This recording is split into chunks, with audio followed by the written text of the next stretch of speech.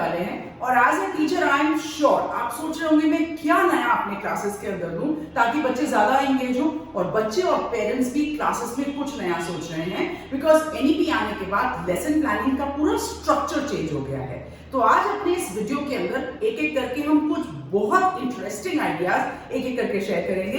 जय हिंद, मैं सपना अग्रवाल फ्रॉम आईवेक वंडर। मेरे वीडियो को लाइक करें, चैनल को सब्सक्राइब करें और लास्ट तक पूरा वीडियो देखने के बाद आप मुझे ये जरूर बताइएगा कि आपको ये वीडियो कितना हेल्पफुल लगा।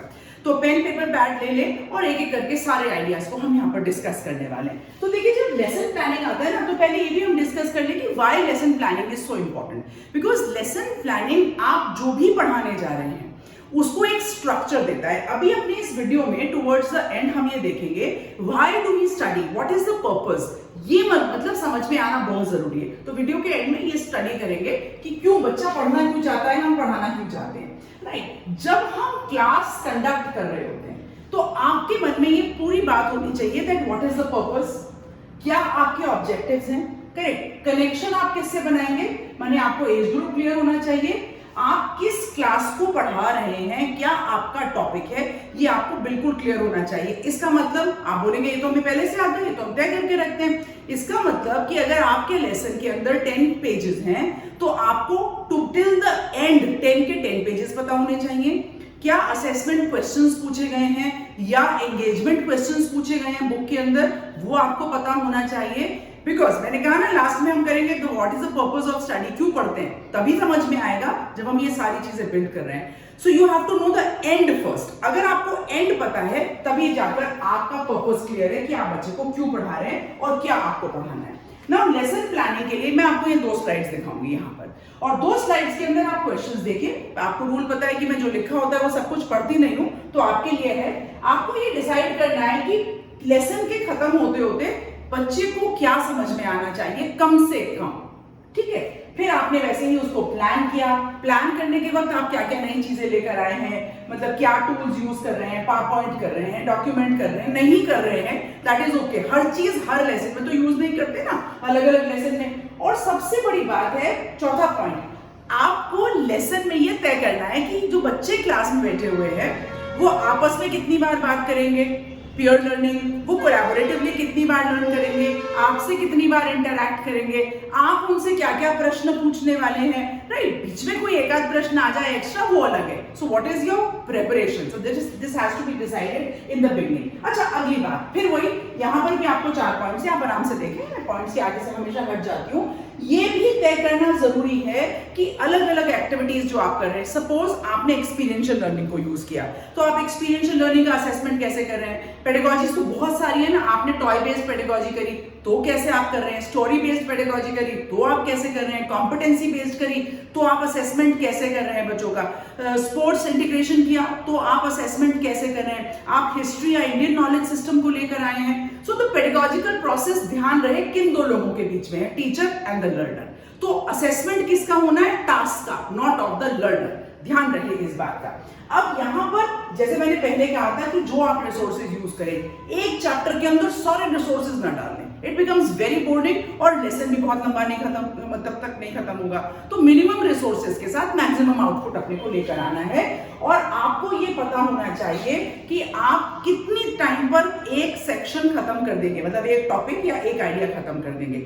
और अगर आपने इलेक्ट्रिसिटी या पावर पॉइंट यूज करने का सोचा था और लाइट चली गई, तो what is your plan B. देखिए, मैं फौजी बैकग्राउंड से हूं, प्लान बी और सी हमेशा इन प्लेस रहने चाहिए, that is very important. Class में जाकर आप ये नहीं कह सकते कि अरे लाइट चली गई और फिर हम क्या करेंगे।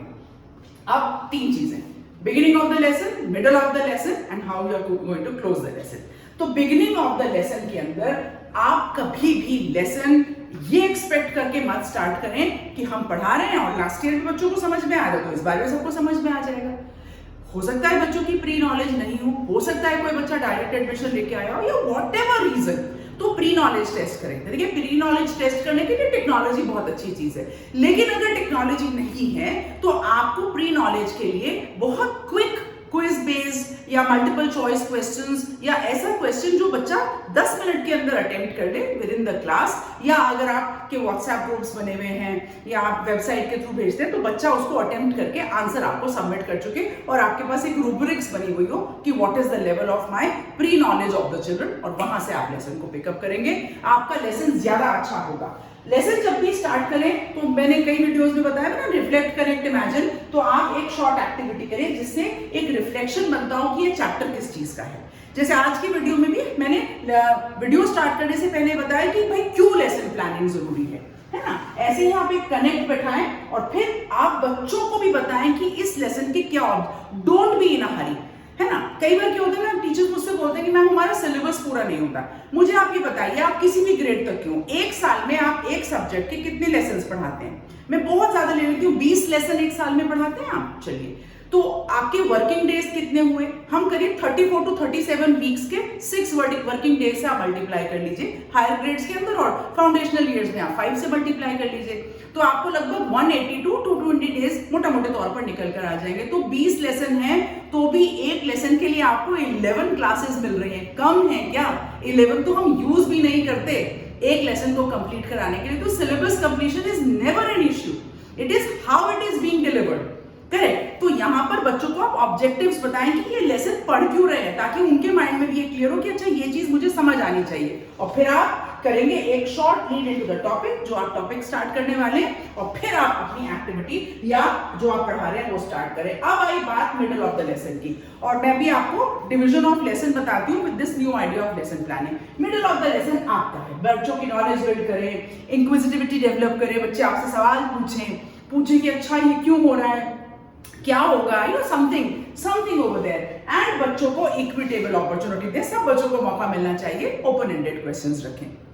अब देखिए, एंड ऑफ द लेसन में बताने से पहले आपको ये बताऊं कि अगर जो भी 30-40 मिनट का जो भी आपका क्लास है, तो उसको डिवाइड करें कि फर्स्ट 3 मिनट्स या 2 मिनट्स आप इंट्रोड्यूस करेंगे, फिर आप फ्लो बनाएंगे, और लास्ट 2 या 3 मिनट्स आप लेसन को क्लोज करेंगे। अब इसके साथ आते हैं एंड ऑफ द लेसन। तो एंड ऑफ द लेसन के अंदर आप यही करेंगे, कोलैबोरेटिव आइडियाज फॉर रिकैपिटुलेशन, ताकि हर एक को समझ में आ जाए आज व्हाट डिड रिकॉल वैल्यू बहुत इंपॉर्टेंट है। अगर आप रिकॉल नहीं करवा पा रहे हैं तो समटाइम्स हो सकता है ना कोई कारण से बच्चे ने नहीं सुना हो, और बच्चों के साथ खुद नहीं बताएं okay today we have studied this, we have studied, नहीं, उनसे रिकॉल करवाएं। टाइम ज्यादा लगेगा, कोई फर्क नहीं, कैलकुलेशन मैंने आपको बता दी है, तो वो परेशान होने की जरूरत ही नहीं है उसके अंदर। अच्छा, अब बात आई थी कि व्हाई डू वी स्टडी, तो ये पिक्चर ना मुझे बहुत ही अच्छी लगती है। हम किताबों का सिलेबस खत्म करने के लिए पढ़ते हैं क्या? सवाल ही नहीं उठता। या बच्चे किताब पढ़ने के लिए आते हैं स्कूल में? सवाल ही नहीं उठता। बच्चे आते हैं टीचर से पढ़ने के लिए, teacher is a pivotal point. तो अगर आप बच्चे को सब्जेक्ट में मजा दिला सकते हैं, मतलब you can create that interest, तो फिर आप हुए बढ़िया, अदरवाइज तो मजा नहीं आया फिर बच्चे को। तो क्या होता है, जब आप बुक या रिसोर्स इंट्रोड्यूस करते हैं तो ग्रेजुअली बच्चे को फिर सारी किताबें एक जैसी लगती हैं। तो कंटेंट तो A to Z के बीच में ही है, how it is being delivered का भी सारा फर्क आ रहा है यहाँ पर। तो फिर बच्चे को आप धीरे धीरे उसके अंदर लेकर जाते हैं। You know what happens is, ये पिक्चर में भी आपको दिखाती हूँ, ये एक जर्नी है, और इस जर्नी के खत्म होते होते पूरा एसिमिलेशन हो जाता है। And now because of the teacher, the child is inside inquisitivity, inquiry, wonder, maza, interest, reflection, सारी चीजें। So the teacher's role is of a facilitator, not on like a sage on the stage. आपको बच्चे को बस वहां तक पहुंचाना है कि वो सेल्फ रेगुलेशन मोड में आ जाए, क्योंकि अगर आप ही उसको पढ़ाते रहे तो फिर आप हमेशा कहते रहेंगे जब आप हटे पढ़ाई बंद। So it is very very important, that is the why do we study। और मतलब मेरे लिए तो ये बहुत ही इंपॉर्टेंट होता है कि हम बच्चे को जैसे करते हैं ना, कराग्रे वस्ते लक्ष्मी कर मध्य सरस्वती, कर मूले तो गोविंद प्रभाते कर दर्शनम, तो ऐसे ही जब बच्चा अपनी हथेलियों को खोले तो उसको लगे कि दुनिया में कुछ भी हो, it is possible for me to do. बस वो पॉसिबिलिटीज आप बच्चे के लिए बढ़ा दें। So you know lesson planning makes a lot of difference, and the teacher of course, जैसा मैंने बार बार ही बोलती हूँ, is a pivotal point, and that's very important. आगे आने वाले समय मैं स्पेक्यूलेट करती हूँ कि अब से 2 से 3 साल के अंदर जो सब्जेक्ट्स हैं content related, like social studies, maths, sciences, languages, will always stay, कहीं नहीं जा रहे।